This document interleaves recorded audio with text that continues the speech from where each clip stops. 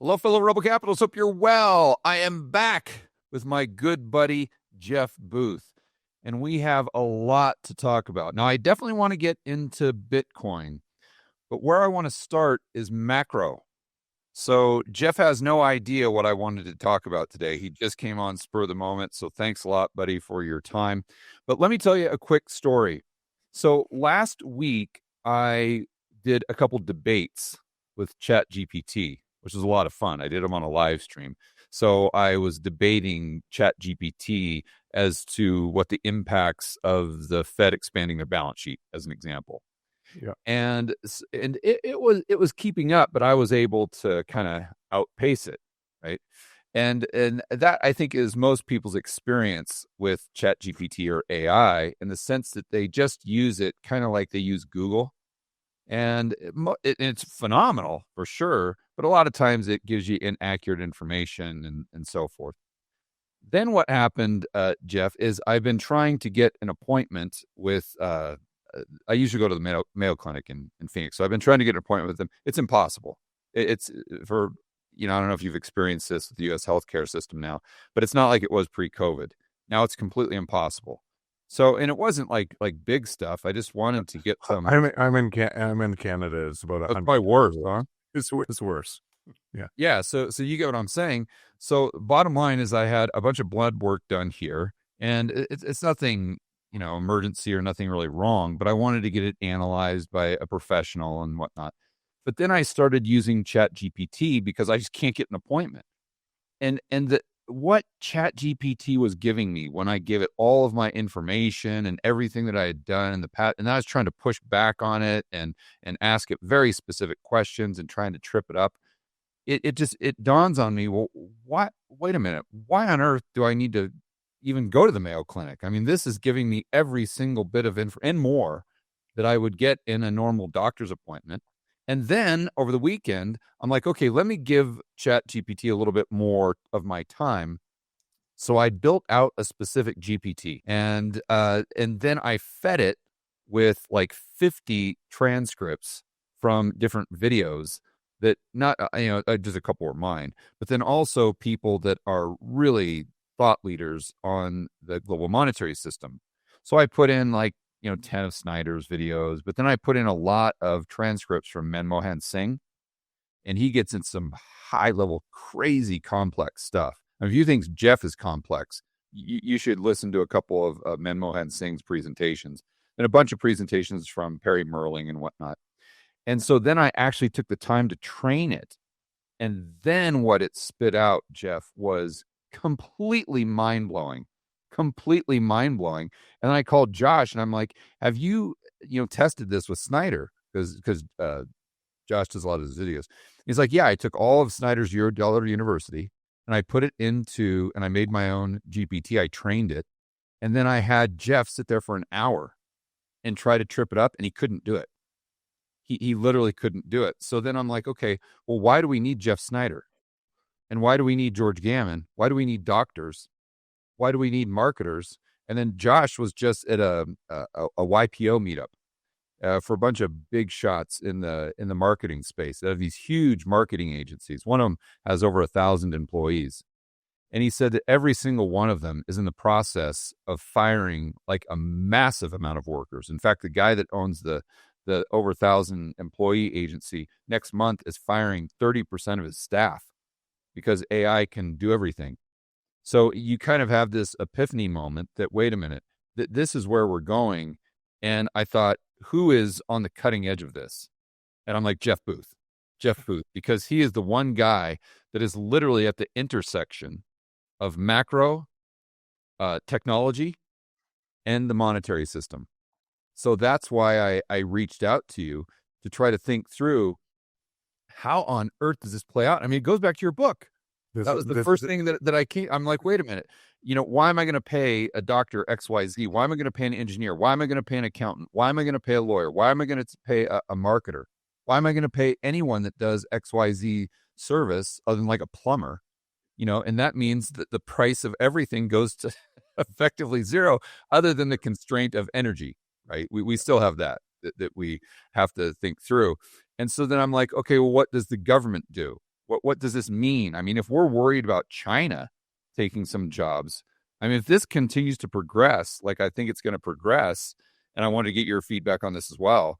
I mean, the next 3 to 5 years, AI is going to take way more jobs than China has over the last 30 years. So then how does the government respond to that? And I know you're, based on your book and all the conversations we've had, you're like, well, they're going to have to print the money. They're going to have to do something. But I mean, how does that, what's the transfer mechanism there? I mean, is it really UBI or so this is why I text you, and this kind of tees up the conversation. Yeah. So it's anytime people are talking about this today, I actually feel like they're walking outside in their bathing suit in the middle of winter saying, where did winter come from? Yeah. And where you could see it the whole time. Like, so this is where I wrote in my book, the exponential pattern of AI, because it's the same exact pattern for the last 70 years. It's just moving exponentially, and we're measuring it linearly. And so, by the way, what you're looking at right now, you're still measuring linearly right now. If you saw what was coming, agentic AI and all these little agents that can do all these things together, and it's moving at a pace that's just mind-numbing, even for me, at the intersection of it. But I don't know if you remember a certain passage. I wrote 2 chapters about AI, what would happen in AI, and I compared how our brains learn and how this learns, using our 10,000 hours, what you do, how good you become. It's through error correction. You correct errors and you get better and better and better. And when you see something new, you correct that error, or you get stuck in a loop and you stay there. So that's similar today what AI is doing through transformers and the works. But I wrote a passage that said, we'll measure AI, currently measure AI in decades, and then it's going to be years, and then it's going to be quarters, and then months, and then minutes, and then seconds, the progress. And what do you think's happening is exactly that.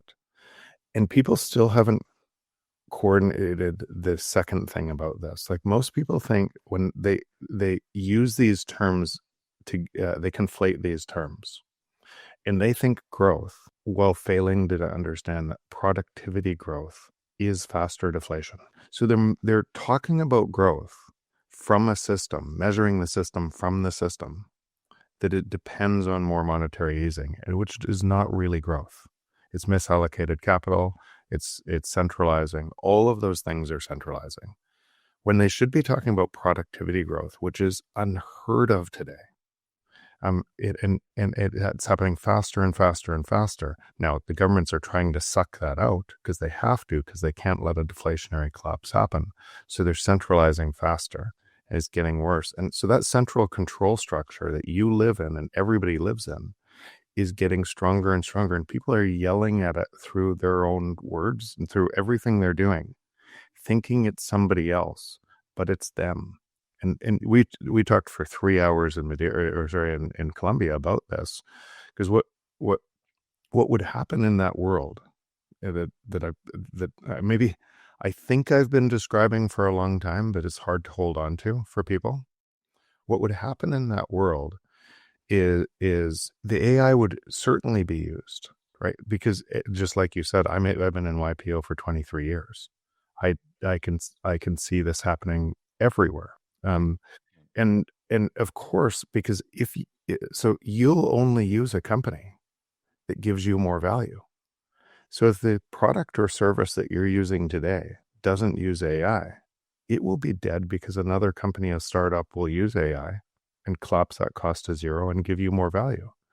So you think it's somebody else creating it, and it's you through your own actions driving the productivity you want to see in the world through your choices. Yeah, in other words, you want better services and goods at cheaper prices. Yeah, better. You want more value, right, forever. Like, you'll always compete for more value. So you are a part of the economy. Every single person is a part of the economy. And if you just think about that, if you are a part of the economy through all your choices and you choose always more value, how could prices go up? And then you see the hypocrisy in our own actions. And prices can only go up because we choose that in our own lives, and then then we believe our assets are going up, and all these because we're voting for governments that are printing money and centralizing faster. Yeah, but Jeff, I don't know that the government has an answer for this one. They don't. Like there is here. But and for those listeners who are watching this and saying, "Oh, George and Jeff, they don't know what they're talking about." I've used AI and it's decent, but it's just kind of like a search engine, or it definitely can't think intuitively. It can't reason. It can't. No, trust me. That's exactly what I thought last week. Take a weekend and train and build out your own GPT or whatever it's called. And as an example, let's just say a copywriter, right? One of the greatest copywriters of all time, we'll say Dan Kennedy, right? So just take all of if you're a Dan Kennedy fan, if you're sales marketing, take all of Dan Kennedy's stuff or the stuff that you have, put it into that GPT, and then ask it to write a long form sales letter like Dan Kennedy, and you're going to get something that would blow Dan Kennedy away. I'm going to. Why do we need Dan Kennedy? The answer is we don't. And we don't. So, and why, if you're this guy with 1,000 staff marketing agency, why do you need 1,000 people? You don't. The answer is you probably don't even need 700. You probably only need 100 of those people. And so then, what do those 900 people do, Jeff? That's the real question. And then what does the government do in response to that? And then you look at all the debt. Let's just use someone that we both know, a good friend of ours, Kenny McElroy, right? So he's out there and he owns 10,000 doors, apartment units. And you can say, well, he's got physical stuff, so he's not in jeopardy. Well, I don't know, because he's definitely going to be able to streamline his property management. That's for sure. He's not going to be able to streamline his costs as far as maintenance. But if the bottom line here, unemployment rate goes to 25% in the next 3 years, okay, that's going to impact his bottom line because the people won't have the money to pay rent. You say, well, I'm fine because I'm a plumber. Great. If the employment rate's 25%, who's going to be able to hire you as a plumber or a physical therapist or something in the but keep going, because this people keep going on that. We're just while your listeners are listening to that, go to the next step. If it's 25% unemployment and it causes a debt to capitulate, and then there's more printing and prices go up, then businesses remove labor. But remember, businesses will then remove labor faster because they'll have to.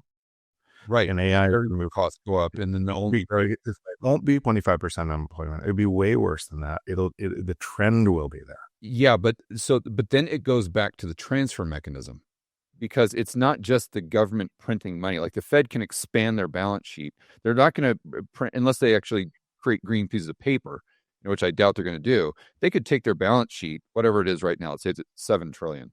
They could take it to 15 trillion, 20 trillion. And it might not really have an impact less. You get the fiscal component along with it. And is the fiscal component, with the Congress like this, is the fiscal component there to be able to even create the UBI, if that's and I'm not saying that's the path. I'm a free market guy. There's no way I would ever suggest UBI or any of that stuff. I'm just trying to, it's not about what George thinks or what Jeff Booth thinks. It's about what the government thinks and trying to predict what they're going to do. And it's actually not about what the government thinks. It is what you think. And this is why I've been, and you and I have talked about this many times on the podcast, but it's hard to grasp onto for people. And this is going to touch into Bitcoin. They're holding gold, or many of your users, because they're thinking about the financial system as everything priced within it, priced from those dollars. I'm not. I'm thinking about what's resolved, what cannot be changed in a new financial system that's building from the bottom up. So let's go into that later, though. Specifically, there are a couple Bitcoin things I definitely want to discuss from this topic. But let's go into that later. A couple, because you brought in a couple things that are important that we should deal with first. So part of my journey in writing the book was watching these trends, watching how most people would act within the trends, and they wouldn't know that they would happen. and they would give their energy to the system that was disintegrating, and they would rip apart society by the giving that energy to the system that was just disintegrating by trying to make more money in a corrupt system that had to centralize faster and faster. And as it centralized faster and faster, you'd have a group on the WEF, that whole group that would talk about one world government, and a control system. And then you would have a different group, and this is the group I came from, a bunch of essentially technocrats that were talking about trillion-dollar companies that they could build with one employee. Right. And I started to ask, how could that be? Because all the labor would be gone. Who would buy this? Right. And it could only exist, a trillion-dollar company with one employee could only exist. It could for sure exist if you had AI moving like this and you had centralization, and that company was so important, the governments and that company were in cahoots to farm you with the data. It could exist. That's why I wrote my book, because you could see that the fight inside the system was for the globalists or the technocrats. And either one of those didn't help humanity at all. Right. Because they were completely missing what was going to happen, or either missing on purpose, right? Why Elon Musk doesn't get Bitcoin is because it removes his power. He has to act in the free market. He can't act on government subsidies. He has to be the best, and he has to provide service to you. He can't control you. So most people love him. Well, he's doing this very same thing that we're talking about. And all they've done is transferred their power from a globalist agenda, WEF agenda, to a technocrat agenda. Same game. Where do the customers come from? For the one-person trillion-dollar company, where do the customers come from? So they don't. They come from, that's the thing. All of those people are losing so much money that those companies they're making pennies, or they're making, but from tons of people, and that's why it's centralizing. Why the internet the internet was supposed to create, anybody could contribute anywhere. What it created, because of the money being centralized, it created giant monopoly companies that were bigger monopolies than anything that ever existed before. And that centralization is continuing today. So let me understand this correctly and try to explain it to the viewer if I'm following you here. So yes, you could have a one-person trillion-dollar company, but let's go in reverse order here. So 5 years prior to that one-person, $1 trillion company, you would have had a 1,000-person trillion-dollar company that had, let's just, for the sake of the example, say it had 10 customers. Right. And the 10 customers made up that $1 trillion worth of revenue. But now what they're going to have to, but then fast forward 5 years, they're going to have one employee due to AI. And those 10 customers are no longer going to be able to pay them, 10% of $1 trillion, right? Say 100 billion, I guess. Now they can only pay them $10,000. So, but what they're going to have is they're going to have 1 million times more customers at that lower price. But that means that all the other companies have zero customers. Bingo. Centralization. Or you only have one company that exists. And then you can't let that company fail, because otherwise it's a strategic importance to the entire country, because so exactly so then that becomes combined with government. What do you think Facebook is? What do you think Amazon is? What do you think Google is? Instead of having hundreds of thousands of customers, they have billions, and they're farming you. And then why do you think they have so much power in elections? Because it's you they're farming. And they have all of the money that combines with the government. That's what it looks like in China. That's what it looks like here, increasingly, and most people are inside that bubble, trying to win enough money in that bubble, and they don't know they're being farmed. Yeah. So let's go back to just kind of real world stuff here. Instead of, by the way, this is very much real world. It's real world. It's very, I think, abstract.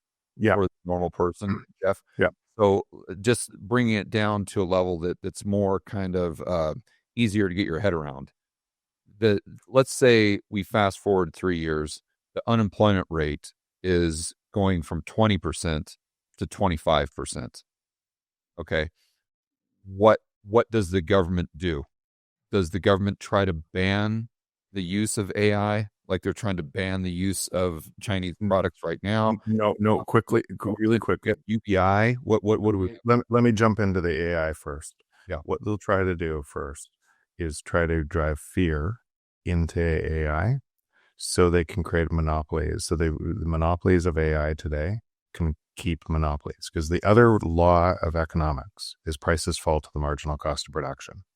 So once these models get trained, which takes energy and high compute, once these models get trained, they are free, because the marginal cost of production of a line of code, creating other lines of code, is zero. So I have all of these models on my computer. If the internet went out, I still have all of the world's information on my computer. And so I use these all the time. And then the open source ones are getting better, faster, cheaper, at a crazy rate. So once something's released, it gets copied, it gets propagated around, and that creates competition. And yes, you could use the better one, and you could pay $100 a month or $20 a month. But if it doesn't provide you that much more value by using the free one, people will use the free one. So that competition constantly drives prices to the marginal cost of production. So in other words, AI is free. AI will be free. So if AI is free, then how do you create a monopoly on AI? How do you create a monopoly on war? How do you create people to do things that they don't want to do? You drive fear into a population, and you say, China, we need to do this, or AI is going to be these super robots that they're going to take over you and your jobs and everything else. We have to protect you. And all of the giant companies today have AI safety departments with governments that are trying to pass this type of regulation to protect you. To control you. Yeah. It's everything that I've talked about for years and years and years is playing out at warp speed, and people are blind to it. So that is what will happen. And it will happen, not might happen. And so the AI companies, just to be clear, the AI companies are going to, like every other company throughout history, they're going to try to create a monopoly. And usually the way they do that is by getting the government to protect them. So as an example, minimum wage is a great example.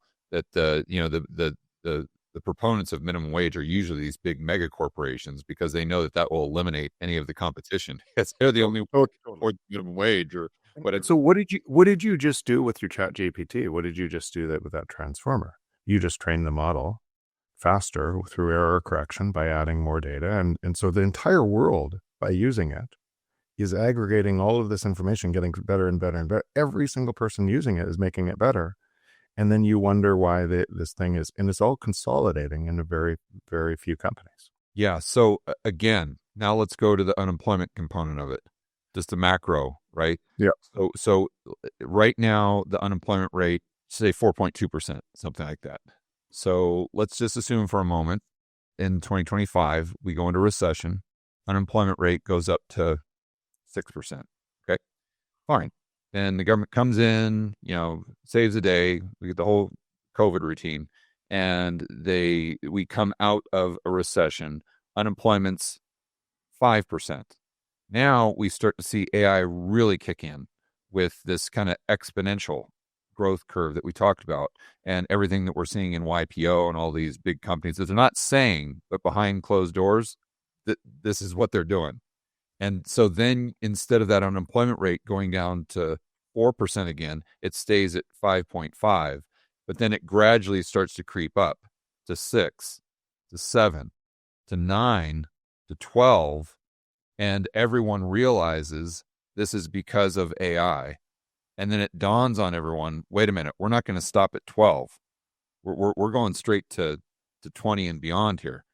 And so what happens? What do businesses do? What do people do? What does the government do when or if we get to that point? So here's the thing right now, and this is why this is going to be so chaotic, because like for 6-7 years, I've been saying the same thing and saying that Bitcoin in that time has gone from 4,000 to 95,000, right? Because it's a bounded by energy system outside of that system. And anybody, so people are, what did they do? And they're missing that they're creating it. They're in a jail cell and the door is unlocked and they're yelling at either the WEF or the technocrats. And they think that they're savior inside that system, and the jail cell door is open. They could just walk over to the other system. This system cannot resolve what we just described. That's why I wrote my book. It's impossible to resolve what we just talked about. They're two opposite systems. One is based on credit, must have inflation. One is based on free market, must have deflation. Yeah, yeah. So, Jeff, this is more a Bitcoin standard. Let's assume that we're on this fixed money supply and everything. You still have a problem, and I get it. Yeah. And you're not going to have the government fighting back with inflation because you have all this debt and all these things. But the bottom line is you still got 20, 30, 40, 50% unemployment, even on Bitcoin. So this is going to happen no matter what. Right, I can't change that. It's the technology underneath this. This is going to happen. The government's not going to sit back and just be like, "Oh, well, we've got 30% unemployment. I guess we're just going to do nothing because we've got sound money." That's not going to happen. I realize. So that we're saying this. That was what you mean. What we're effectively trying to say here is why it's going to be so chaotic. Why this is going to be, because it's our transition, each of our own transition in understanding what the rules of the old system look like, what the rules of the new system look like, and no one is prepared. And governments and we think governments, they're just a bunch of people that misunderstand this too, and a collection of people on the will of other people who misunderstand this. So what does it mean? And this is a global problem.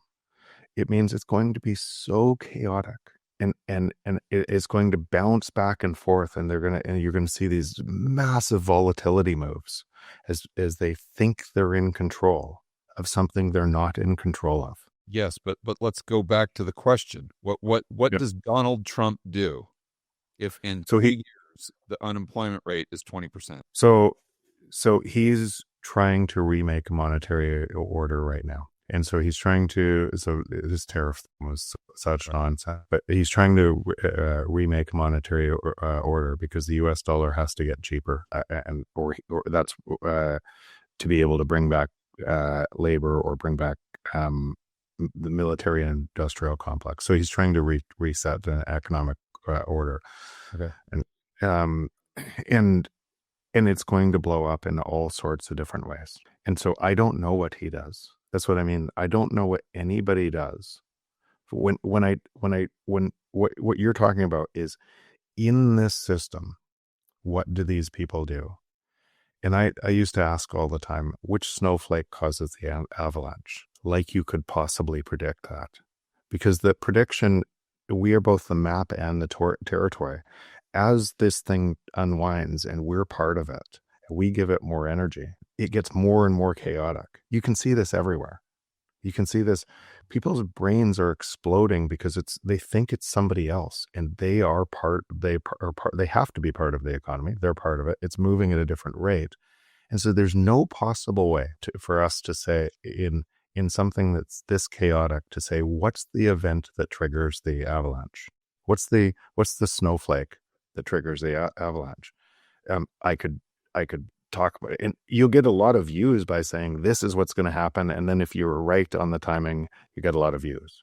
But the truth is, it is going to be so chaotic and so crazy, and different countries are going to take advantage in different ways, and it's going to be such a mess.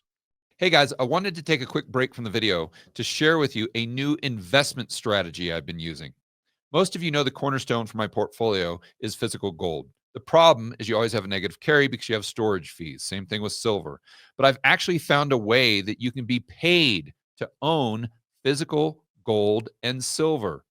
And here's the best part. You're not just paid an interest rate in fiat currency. You're paid an interest rate in more precious metals.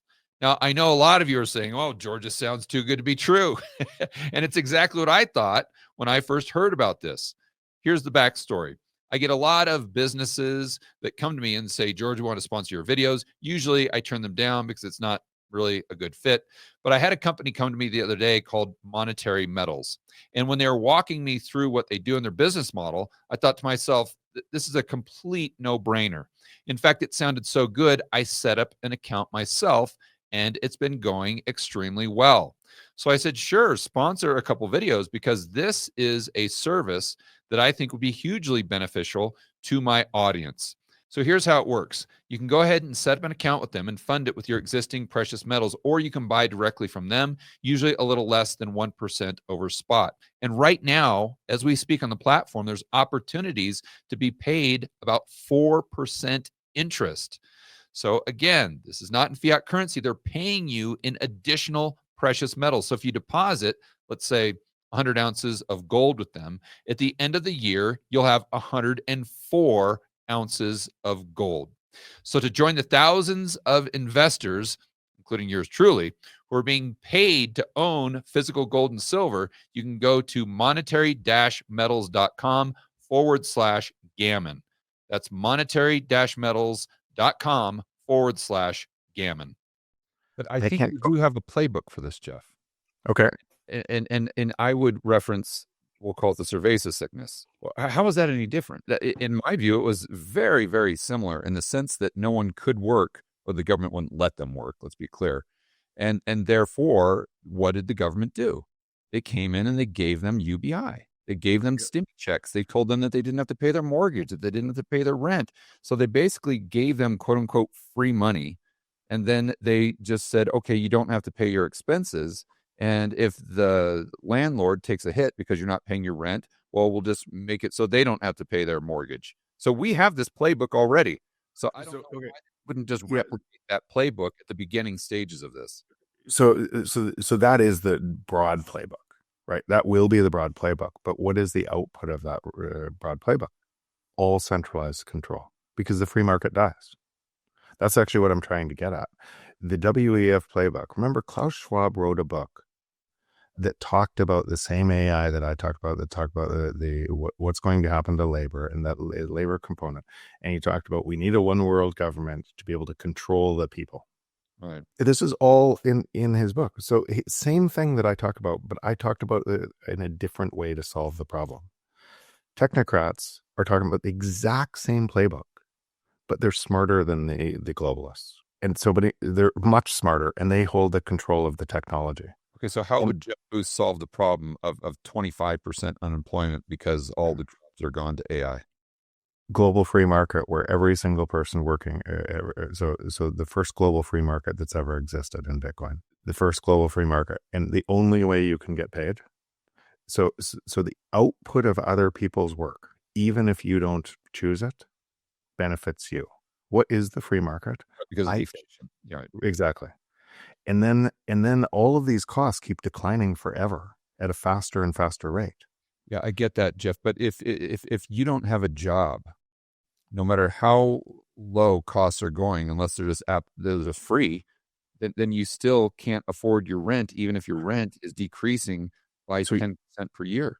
You're going to and this is what most people do. They're trying to imagine a future in a light switch from one stage to another. And it's so hard to imagine the world that I described, because they're taking the world right now and thinking, okay, what if my house falls 10%? Well, then my bank fails. And then, and so that can't happen.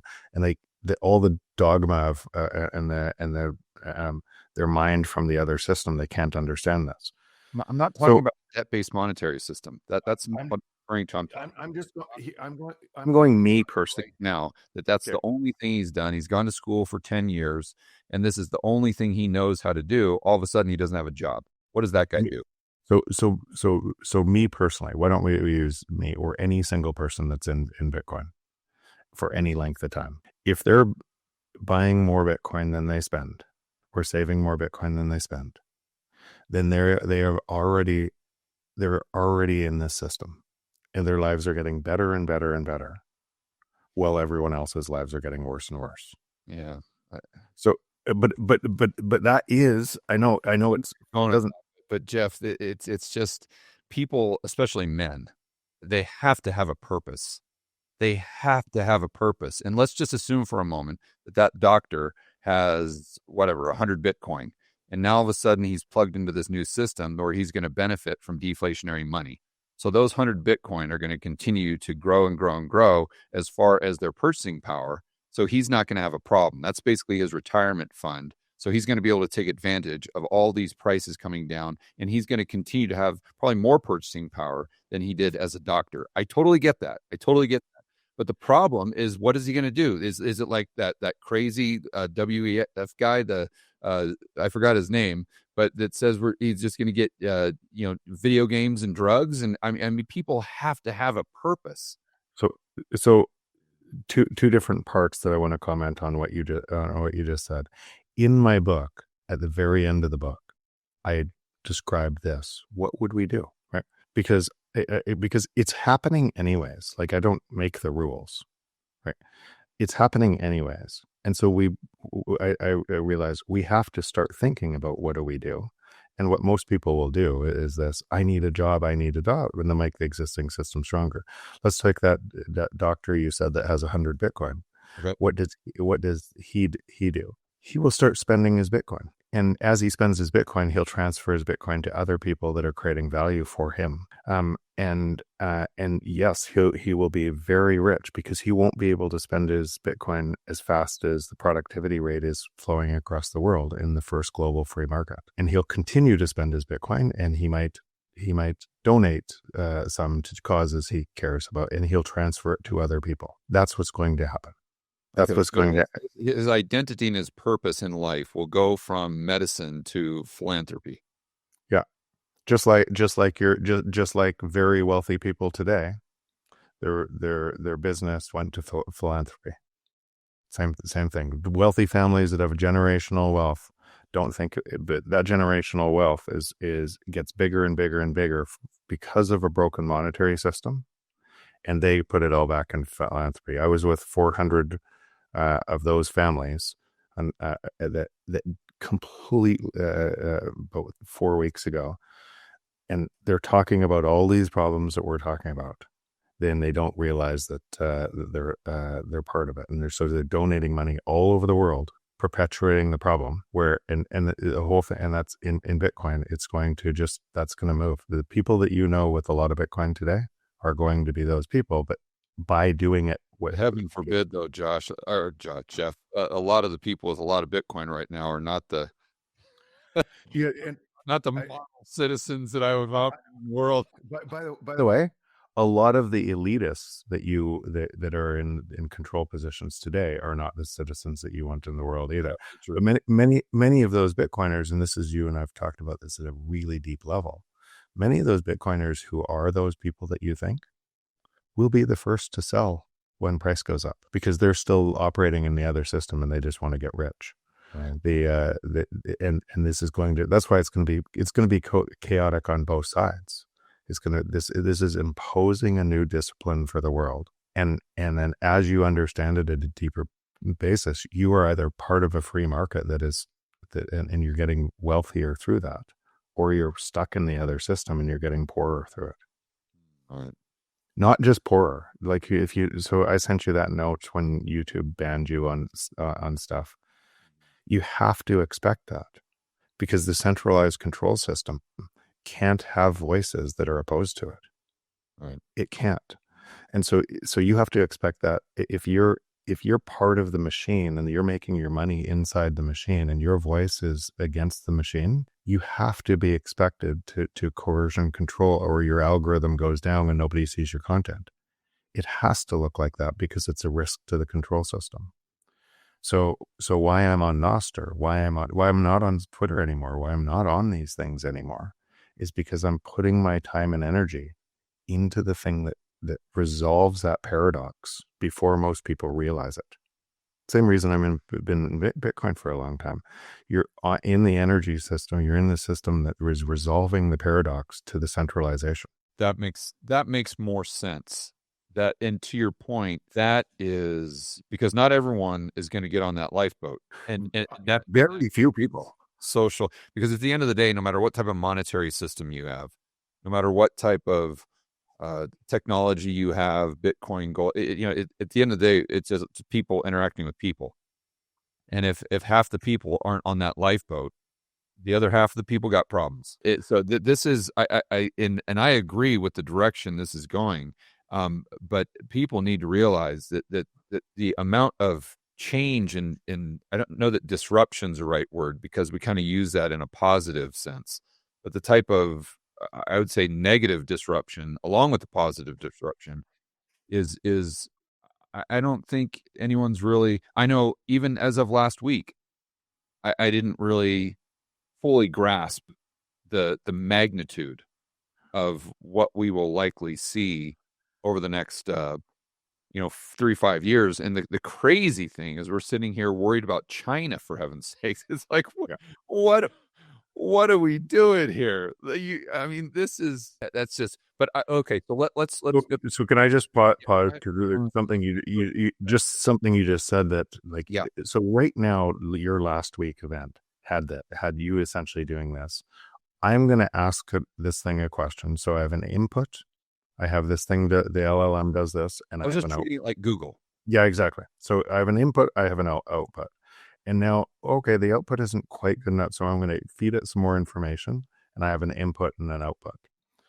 And that's getting better and better. And when you look at those LLMs, they're now beating most PhDs, right? So humans make mistakes too. We laugh at the LLMs that make mistakes, but we don't recognize that humans don't make all these same mistakes. But now you're there. So the next stage of this that's happening really fast right now is you can take those inputs and you can create essentially an agent that does a task for you without you asking it a question. And so now think about that agent on any single job let's use your marketing job, or let's say a hiring job.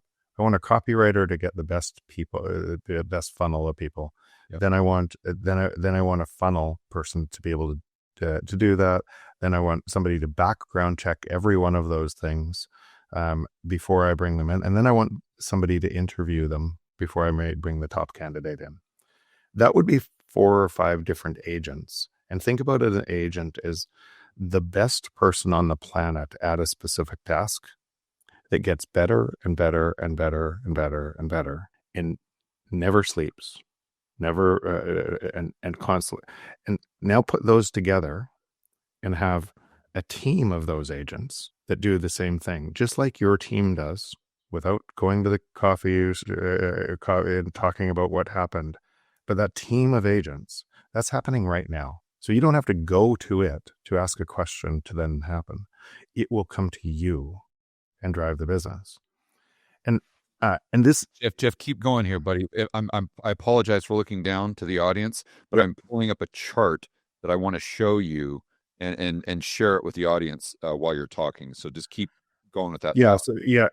So that is and that'd be called agentic AI. And it's happening right now. I'm using this in a number of different companies, and it would blow you away. With I have a company that I'm an investor in that is in real estate, that had 38 staff 2 years ago, that has 7 staff today, and the rate of growth is staggering. And all of these things are being done completely by technology. Let me show you this. And just for the viewer here, I'm sure you're aware of this, but I want the viewer, because I know the pushback we're going to get here, Jeff, is there, people are going to say, I've used AI, it's good at this, but it's bad at that. And what they're, I don't think, understanding is, number one, I can almost assure you didn't train it right.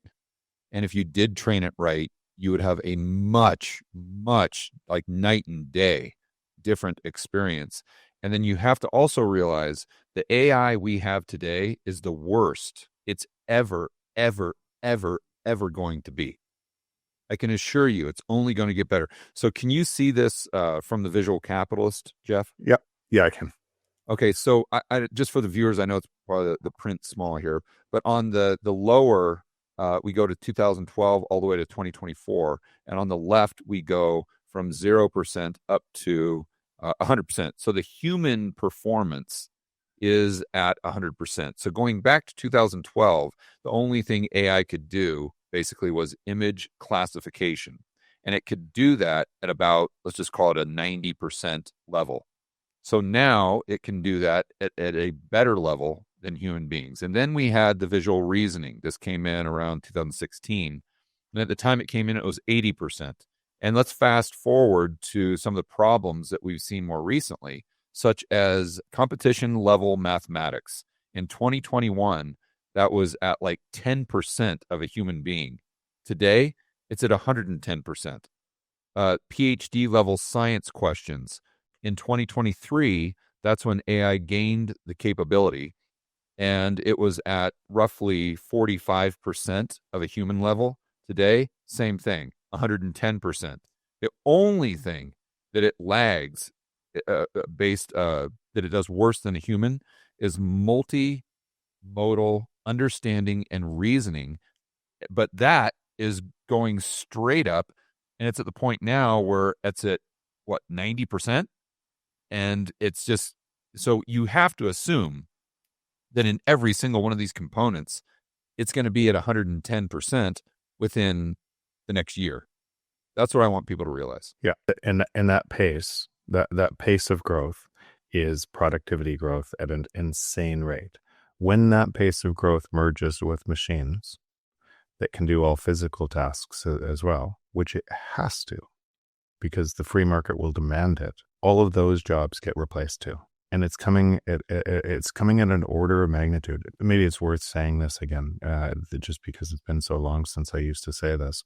But that paper folding example I use, fold one, I'll do it right now but it's that paper folding example. If you fold that piece of paper once, twice, 3 times, when you ask how thick is that piece of paper to an audience at 50 folds, they guess about that deep, that thick. Right. It's an exponential pattern, and that paper fold at 50 folds reaches from here to the sun. So why that is critically important right now is all of the things we've talked about on this right now to date on this podcast are talking looking backwards. And your mind is, and it's the same reason why technology like this is so hard to understand, because your mind is thinking it's linear. And it's the same reason why you miss technology in the early going in the technology cycle. Nothing changed. There was this hype cycle of promise. AI is going to change everything. And then it did that. Right. AI is going to change everything. And then it did that. AI is going to change everything. And then it did that. And now we're at 5 folds. But when you were 37 folds today, and it's still moving exponentially, and we're moving in 18 months or 12 months to 38 folds, and it doubles everything, our prior knowledge, everything doubles. It gets that much better, that much better. Our brains cannot comprehend that. And so now we're in the giant steps. And those giant steps have a massive impact on productivity, and they have a massive impact in the system that we used to live in. That's why that's so important. And is there a constraint as far as computing power to the exponential growth and energy? So on both, and I wrote about this. Instead of technologists talk about exponentials all the time, and they're actually more like S curves.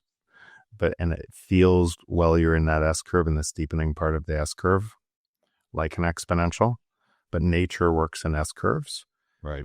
But what you'd have is a series of more S curves, and we're getting faster and faster and faster. So the trend would be up, but it wouldn't be like this. It would be like this.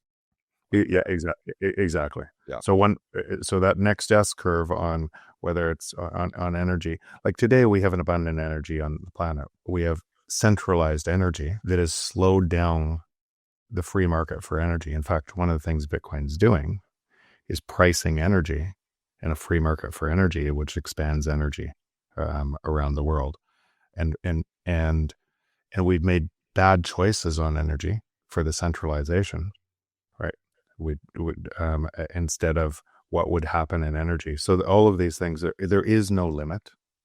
Effectively, like for purposes of this conversation and purposes of what people are going through in this mental model that is just breaking everything they know, just assume there's no limit. This thing is going to keep on. It's going to keep going at a crazy rate. Right. But again, just so we're clear with the audience, so they're following what you're saying, that S curve, the reason we have an S curve is because it goes exponential, but then it hits a speed bump or it hits a barrier. And so then it doesn't flatline, but the growth levels out a little bit until that barrier is overcome. And then it goes exponential again until you hit another barrier. Yeah. Imagine that S curve right now on the physics underneath chips and compute power. At some point, Moore's law is still working, and now with the data collection, you're having faster growth because of the learning on top of that. But at some time, that's going to hit a limit just because of physics. But the quantum S curve hasn't even started yet, right? And so that'll replace that at some point, or likely replace it at some point, and then move into a rate that's so much bigger that we can't that we can't even imagine. That might be 10, 20 years, but it's coming. Okay, so other than owning Bitcoin, if I'm the doctor, right, what the hell do I do? If I'm the radiologist, if I'm the marketer, if I'm just XYZ person, and I see this, I watch this podcast, I'm like, okay, I get it. I got some job security issues here to deal with in the next 2 years. What the hell do you do, Jeff? So I think you have to own Bitcoin. I think is a very outside of that. We know that. So then you should spend as much energy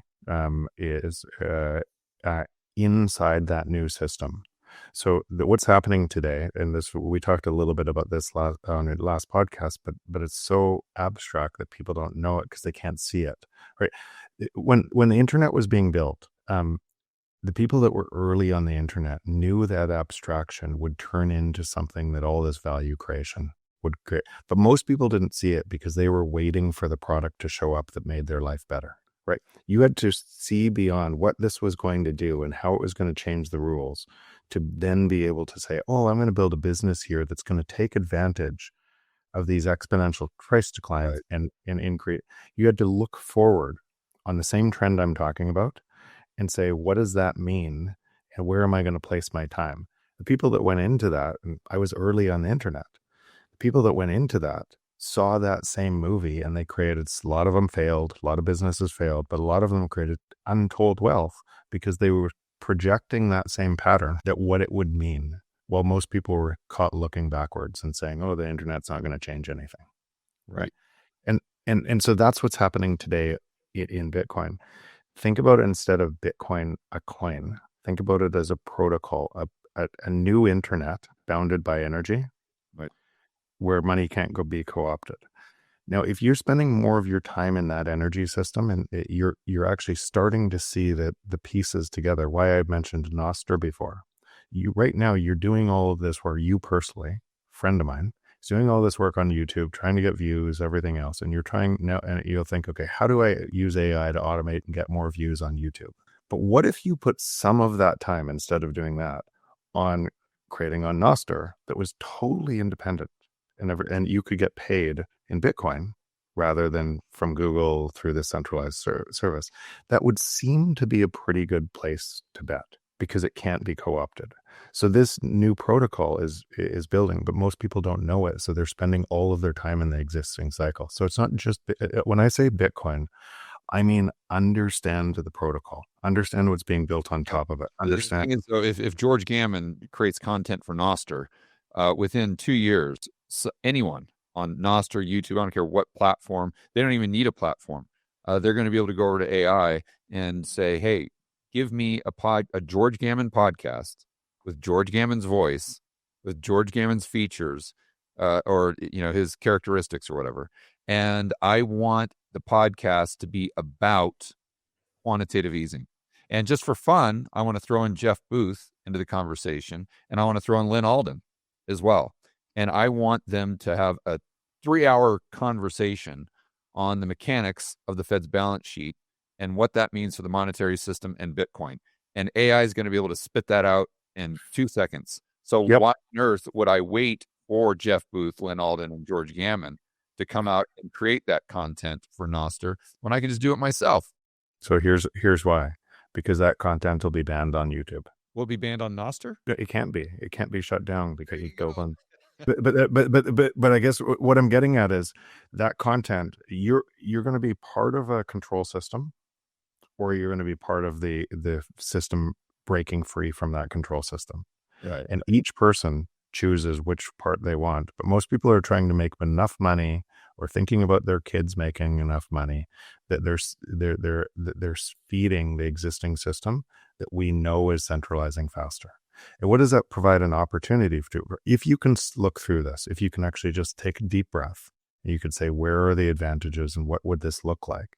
You know that the free market will create the alternative to the centralized market, because we won't want to live in cages. So if you go there first and you spend time there, then you'll help others understand how they can spend time there. Because so what would I do? And I know I say this over and over and over again, but I would spend as much time as I could in both AI and Bitcoin to understand how this is likely going to change my own thoughts. Like, look at you through this process, even with me, right? On how much, and maybe that's because friends and we've been able to talk about this subject, but look how much you're moving to be able to understand this. And I can't think of a resolve from the system that's stealing our energy. Yeah. I can't think of any resolve. Yeah. I can't even really, I'm going to need some time here to really process. And there are obviously no certainties here. Who the hell knows how this plays out? I'm just talking about the next 3 years, 5 years, something like that. But even to have a remote prediction on the probabilities of it playing out a certain way is going to take me quite a few weeks to noodle over, because you have the immovable object against the unstoppable force, right? That's so which one wins? You got me. You got me. I want to be very clear here. I am not doing this podcast for doom and gloom or any of that stuff. I think this is fantastic. And I think that we as human beings over the long run will be far, far, far better because of this technology, whether it's Bitcoin, whether it's AI, or a combination of the two. Because if we go back to the United States economy in the 1800s, we were all farmers, right? And we had a life expectancy of like 30 years old. So we displaced all of those farmers, but is life better now? Absolutely it is, because human beings will change. The amount of wants and desires that we have as people, it's limitless. It's limitless. So even if AI can do what we want it to now, we're going to come up with new wants and new desires that we can't even fathom right now. And so the world is a better place. It's just my wanting to bring this up is to think through how that transition works, because to your point, we come out the other side and it's better, but the transition from A to B, it's real messy. It's really, really messy. Yeah. So what are we out of the free market? You just described it. What humans beings do through the free market is create abundance out of scarcity. And we always have. And the freer the markets, the more abundance. So the opposite is also true. If you're in a closed market, if you're in a controlled market, eventually you're creating scarcity, right? Because you don't have those ideas competing. So all Bitcoin is a perfect representation of a global free market that we've actually never lived in. And each person has a choice. Do they want to live in the free market, or do they want to live in the scarcity? And they don't know they have that choice. And the chaos that's coming, because most people don't know, and what governments are going to do to react and everything else. So you and I share this. There is no answer. it's going to be chaotic, but you can protect yourself. You can move your time to the world you imagine for yourself. And that would seem to be in line with moving to the free market. I agree. And at the very least, start to think about this stuff and don't bury your head in the sand, for heaven's sakes, and think that, well, I use ChatGPT like I did. Like I used ChatGPT last week, and I'm like, oh, it's kind of smart, but it's kind of stupid.